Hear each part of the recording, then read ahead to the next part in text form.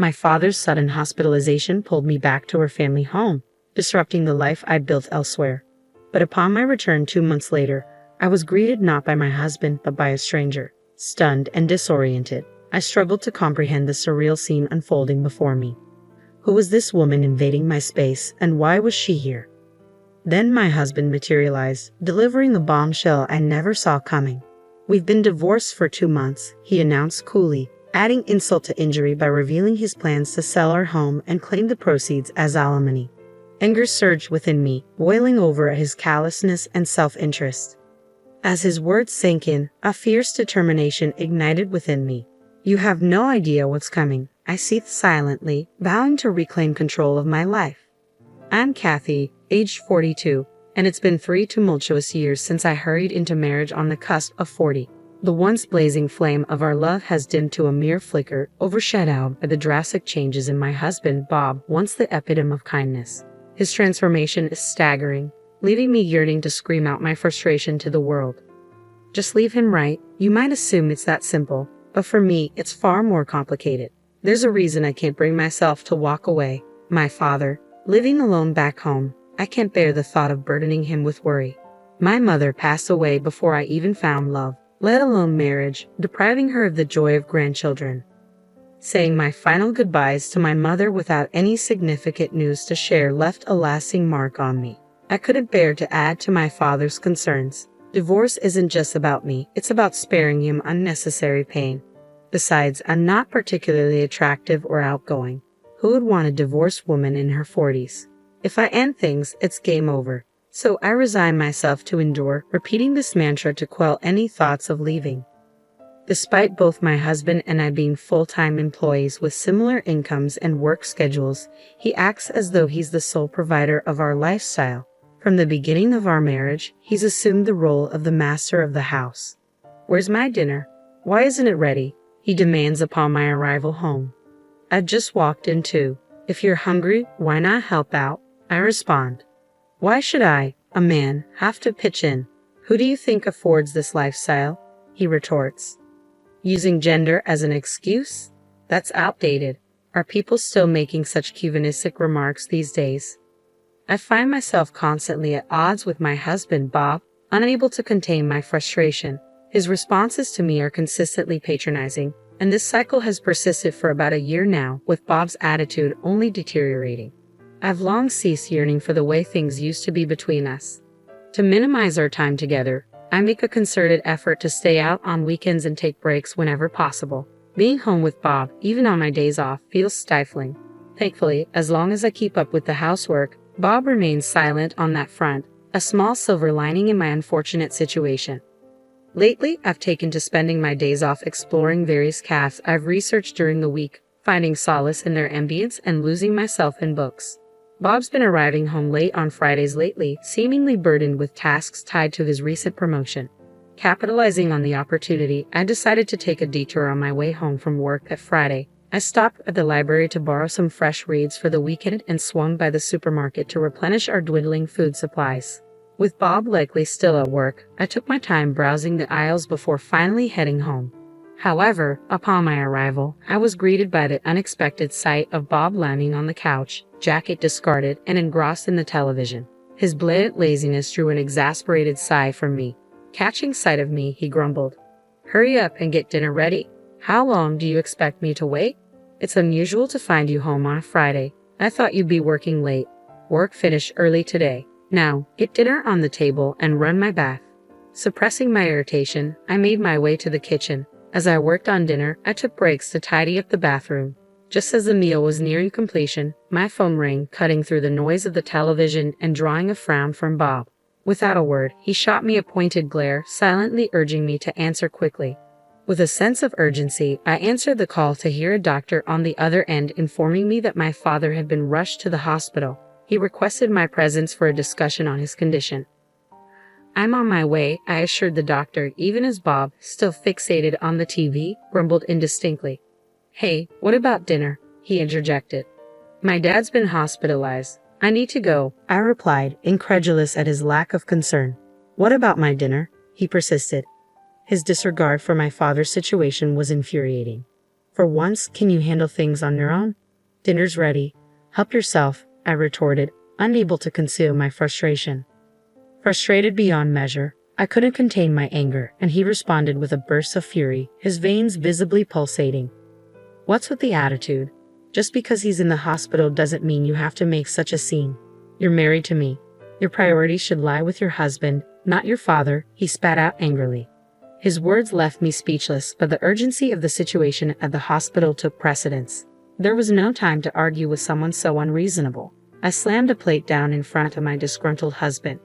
Please take care of the dishes, I instructed tersely before hastily making my exit from the house. Upon reaching the hospital, I found my father lying in bed, his face bearing the marks of weariness I hadn't seen before. Despite his reassurances over the phone, it struck me that he might be struggling with loneliness in his solitary existence, bereft of my mother's presence. His diet and well-being were likely not as balanced as he claimed. I chided myself for naively accepting his words at face value. My father was not one to easily admit vulnerability. How could I have overlooked this? Lost in self-reproach, I was summoned by a nurse for an update on my father's condition. Led to another room, I awaited the attending physician's explanation. The doctor revealed that my father had slipped and fallen on the stairs at the train station, resulting in a fractured leg that would require considerable time to heal. Do you have someone who can bring him necessities during his stay? The doctor inquired. It varies. Rehabilitation will be challenging, I responded. If possible, frequent visits would be beneficial, urged the doctor. Understood. I'll be here every day, I vowed, resolute in my decision. With the doctor's guidance, I resolved to stay at my parents' home during my father's hospitalization, a 2-hour journey each way from my own residence. Daily visits would be taxing, but commuting from my childhood home would make it more manageable. It was time to make the necessary arrangements. Leaving the hospital while my father rested, I returned home around noon on Saturday. My husband was nowhere to be seen, but he arrived later in the evening. I wasted no time in briefing him on the situation. I'll need to go back to my parents' house to care for my father, I explained. Predictably, his reaction wasn't favorable. Who will take care of me then? He grumbled. You're a capable adult. Can't you manage your own affairs? Even amidst your father-in-law's struggles, your concern remains solely on yourself. Can't you show a little cooperation? I shot back, exasperated. That's preposterous. It's only natural for a wife to tend to her husband, he retorted, his words a familiar refrain that only fueled my frustration. Fed up with his self-centered attitude, I proposed a compromise. Why don't we transfer my father to a local hospital? That way, I can balance caring for him with household chores. Fine, do that, he agreed, seemingly unfazed. But in exchange, I expect us to accommodate my father once he's discharged. We'll need to monitor his health with regular doctor visits, I stipulated. At the mention of living together, my husband's face contorted in clear disgust. No chance, we're not living together, Bob insisted firmly. Then let me go back to his place, I countered. In the end, Bob's response was a dismissive, do whatever you want, signaling the end of the conversation. I promptly informed my workplace, completed the necessary procedures, and returned to my parents' home. The daily visits to the hospital proved more taxing than I had anticipated, but my father's resilience inspired me to soldier on without complaint. Despite his best efforts, his condition showed little improvement, and as 2 months slipped by, I realized I needed to return home soon. With my father's discharge still uncertain and the seasons shifting, I knew it was time to swap out my wardrobe and fetch some fresh belongings.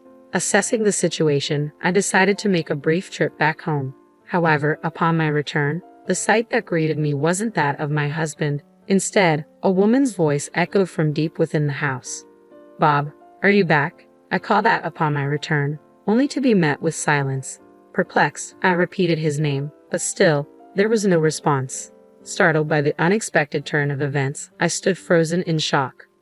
Finally, a voice from within the house responded. Bob, is that you? As the realization sank in that the voice wasn't mine, the owner of the voice cautiously emerged from the room. You're not Bob. Who are you? She stammered, visibly taken aback. Confidently, I retorted, who are you? What are you doing in someone else's house? Her response left me reeling. Someone else's house? This is my house, she declared firmly, sending a wave of panic through me. Rushing to the porch, I frantically checked the nameplate, confirming that this was indeed my house. Confusion engulfed me as I struggled to make sense of the situation. Before I could fully comprehend what was happening, my husband sauntered in casually from the entrance. "What's going on here?" I demanded, my tone laced with fury. His expression mirrored my confusion as he met my gaze. "Why are you here?" he questioned, his words cutting through the chaos. "I came back to grab some clothes, but who is that woman?" I shot back, my frustration mounting. "It's your fault for not taking care of me. She'll be handling the house from now on," he stated matter-of-factly, dropping a bombshell. "What do you mean? We got divorced 2 months ago," he revealed, shattering the last semblance of normalcy. "To divorce? What are you talking about? I haven't heard anything about this," I protested, stunned by the revelation. "Of course you haven't. I made all the decisions myself," my husband replied coolly, his tone devoid of remorse. What do you mean?" I stammered, struggling to comprehend the gravity of his words. "We're getting divorced. I already started making arrangements. And as for the house, I plan to sell it soon. I'll be taking the proceeds as alimony," he declared, his words hitting me like a freight train. "But this house isn't solely yours. It's in both our names. I'm entitled to half of it," I insisted, desperation creeping into my voice. "It's your own fault for neglecting your responsibilities around the house. Give me all the proceeds from the sale," he retorted, his words dripping with contempt. "I haven't even signed the divorce papers yet, and yet you're already treating us as divorced. Regardless, if that's what you want, then fine. Gather your belongings and leave immediately," I asserted, my voice tinged with disbelief and frustration. "That's a selfish thing to say," my patience wore thin, snapping at his callousness. "You don't understand anything," I added, my tone firm with conviction. He regarded me with skepticism. "What's left to discuss?" "Property division," he scoffed. "It's your own fault for failing in your duties as a wife. Even if you try to fight it legally, you'll lose. It's a waste of time," he dismissed callously. "Property division. So now you know about that term. Are you mocking me?" I retorted, my indignation mounting. "That's enough. If that's how you want it, I'll gather my things and go," I declared, resolved to put an end to this conversation. I retreated to my room, swiftly packing my belongings. As I busied myself, a sweet voice called out from the other room, "Bob." "Who's this older woman?" "She's just my ex-wife, here to collect her things," Bob's voice explained from the living room. "Ah, good. I was afraid she'd demand you back," the woman responded in a jesting tone, followed by laughter. Their laughter echoed through the house, piercing through my heart. She knew he was married and yet pursued him anyway. "Just you wait," I muttered under my breath as I packed my belongings, a vow forming in my mind.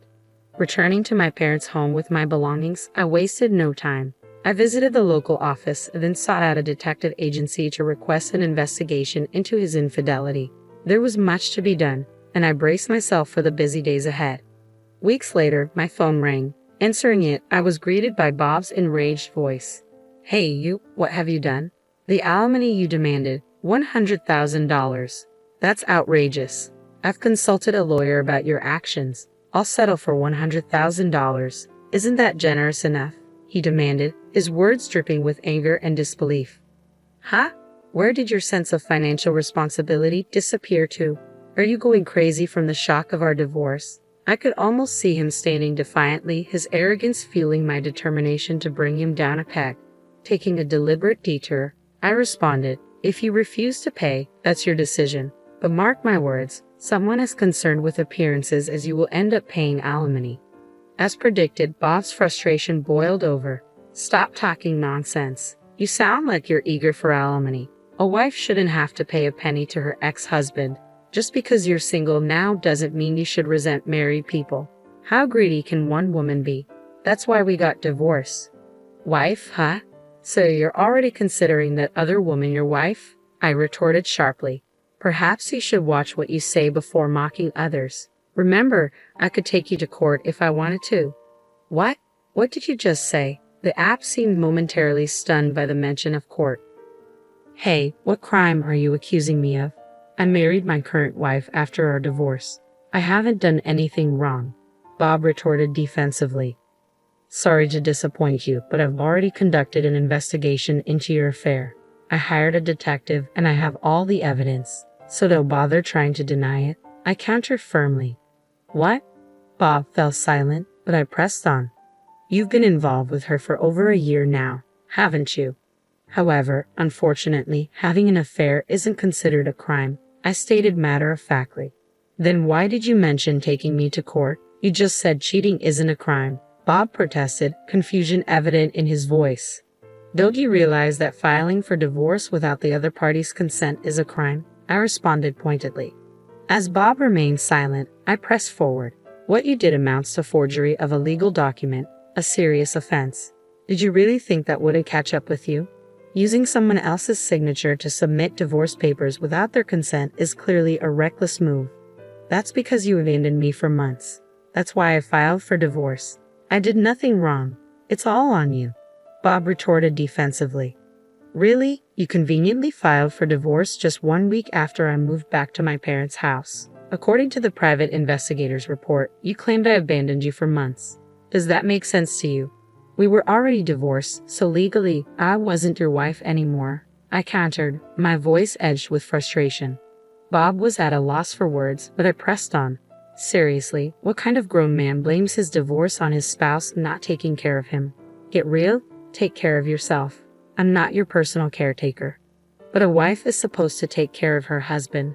How else were we supposed to make ends meet? Bob interjected, clinging to his outdated beliefs. What era are you living in? Your salary is pretty much the same as mine, and we split the bills 50-50. Who do you think should be thankful for the life you've been living? I snapped, unable to contain my frustration. I wasn't stopping now. Without waiting for his response, I laid all my cards on the table. I'll sue you for forgery if you don't cough up $100,000 as compensation. If you want to avoid that, just pay up. And don't think your mistress is off the hook. But make sure to get proper compensation from her too. Plus, I'll take half of the house sale and our joint savings as part of the property division. Whoa, hold on. If things go that way, I'll be left with almost nothing. She doesn't even work and I have to support her. Bob pleaded, panic seeping into his voice. Do you think I care? I can sue you for forgery and for infidelity. Should I just do both if you're going to keep whining? I threatened. Fear evident in his silence, Bob abruptly hung up. Always concerned about his public image, he chose to pay the compensation without taking it to court. He ended up having to pay the compensation claims from his mistress as well. Between the property division and the compensation for his mistress, Bob was left with nothing. He struggled to make ends meet, living each day on the edge. To make matters worse, word of his affair spread at his company, subjecting him to uncomfortable stares and judgmental whispers from his colleagues. Unable to quit his job, Bob began to vent his frustration on his new wife. Their once loving relationship quickly deteriorated, devolving into constant arguments. Their relationship was now reportedly at its worst. Meanwhile, I requested a transfer to a branch near my parents' house. My father was discharged from the hospital without any complications, and we settled into a peaceful life together. I am committed to showing my filial piety by taking good care of him from now on.